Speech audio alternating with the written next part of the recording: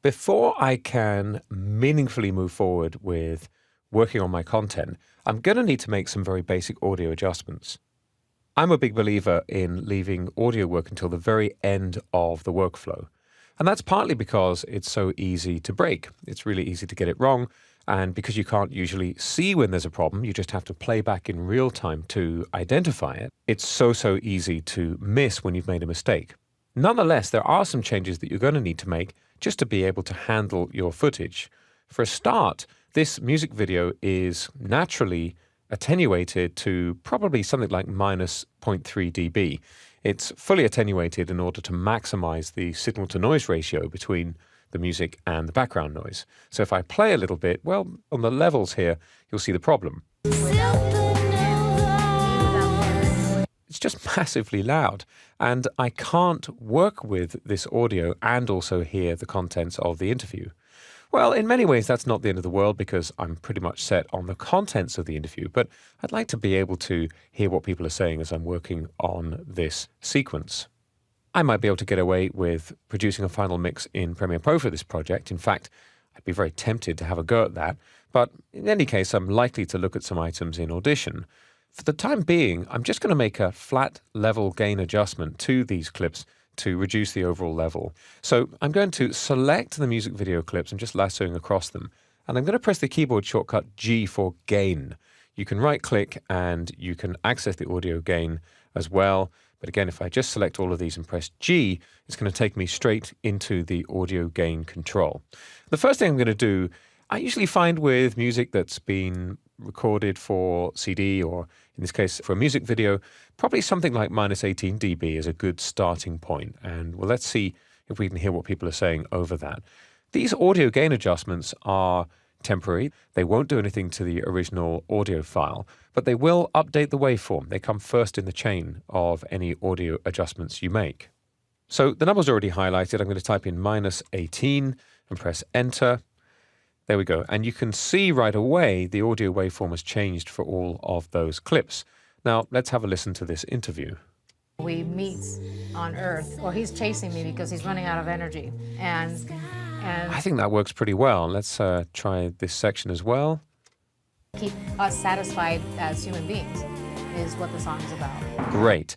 So that works for me for now. I just need to remember that I've made that gain adjustment because it doesn't actually show on the timeline in Premiere Pro that any change has been made.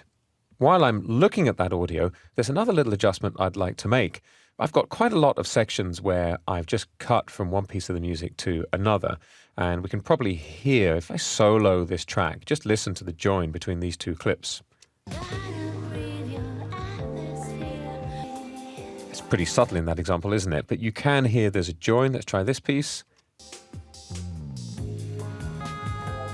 So I don't really want there to be a noticeable join between those sections of audio. And I'm going to be fairly lazy here. If I wanted to do this a little bit more carefully, I'd maybe A/B roll the audio and then put in some manual keyframed crossfades. But I'm going to do it just with effects. I'm going to go to the edit menu and into preferences. And under general, and this is under the Premiere Pro menu, of course, on macOS, here I've got my audio transition default duration set to 1 second. I'm just going to set this to 2 seconds, and I'm going to click OK. And now I'm going to go to my effects. Let me scroll along here. I'm just scrolling with my mouse wheel. There we are. I've got rather too many panels sharing this frame. I'm going to go to Audio Transitions, Crossfade, and I'm going to take the Audio Crossfade Constant Power. I'll just zoom in a bit here. I'm going to drag and drop this between the first two pieces of this music video audio. Now, I could take the original music and lay that down instead, but I particularly want there to be sync between the video sections and the audio that goes with them. So I'm going to stick with using the audio that came with that file. Now, if I play this back, let's have a listen. That is pretty good. So watch this. I'm going to select the transition itself, and I'm going to press Control-C. That'll be Command-C on a Mac. I'm going to zoom out with the minus key on my keyboard. And now I'm going to hold down Control. This would be Command on a Mac. And I'm going to lasso across all of these other cuts. So by holding down the Control or Command key, I'm actually selecting the cuts rather than the clips.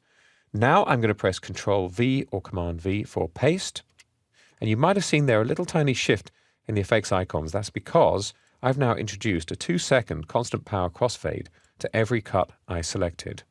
So I'm going to zoom out, and now I've got these beautiful crossfades right the way through my audio. They're easy to remove, but it just means that I've got a smoother transition between those pieces.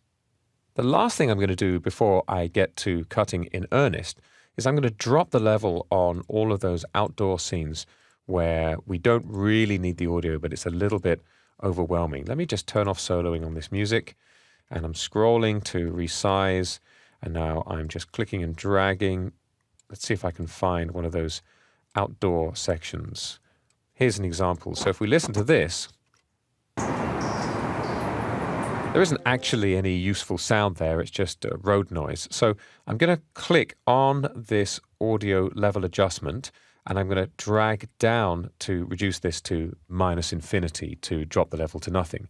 Now, if you're not seeing these level adjustment controls, it might be that you need to click on the settings button, and you've got the option to show audio keyframes on the menu. So now when I play back, I'm just getting the music.